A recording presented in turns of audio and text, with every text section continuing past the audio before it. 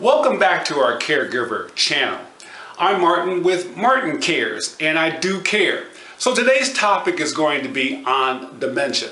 Now I'm going to read you the definition of dementia to help us both understand what we're talking about.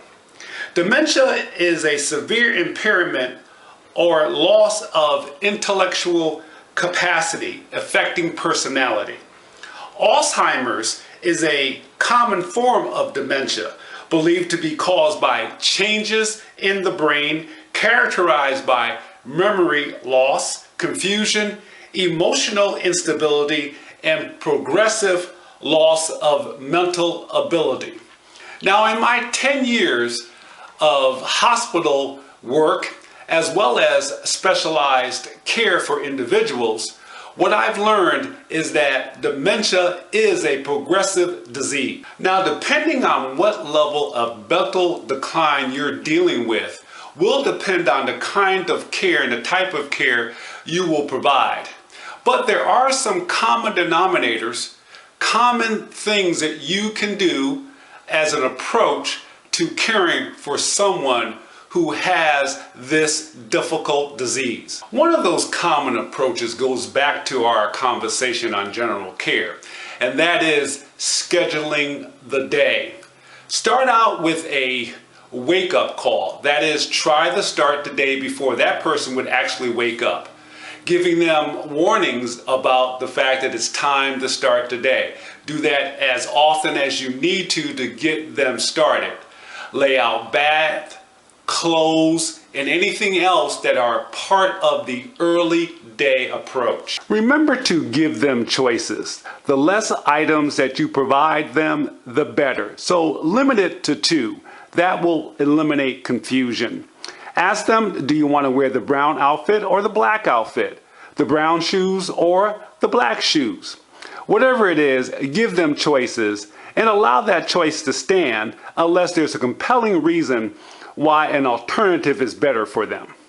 Now, another issue you will face will be incontinence. There often will be incontinence of urine, incontinence of stool. So be patient. This is the time to ask questions. Wearing pads as part of the garments they put on every day will be great. Putting pads in the bed will be great. But often what we need to do is just check with them. How are you doing today? Do you feel wet? Do you need to be changed? Those are the things you can do in a very calm and very controlled voice. If there is a need for a change, do this also with calm.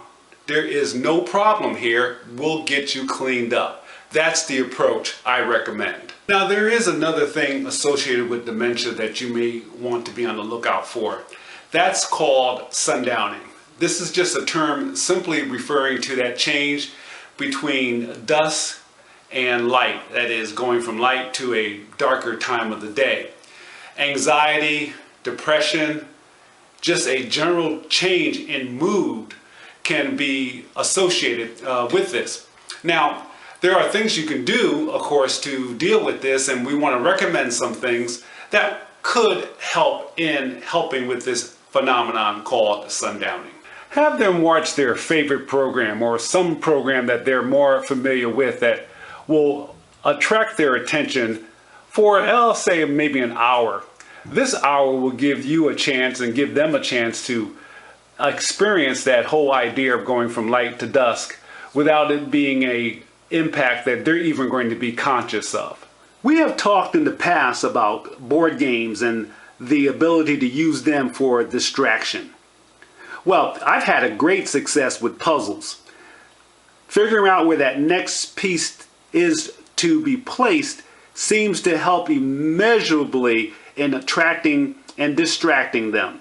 Now, sundowning can be difficult, but these are some of the things that you can employ in order to deal with it.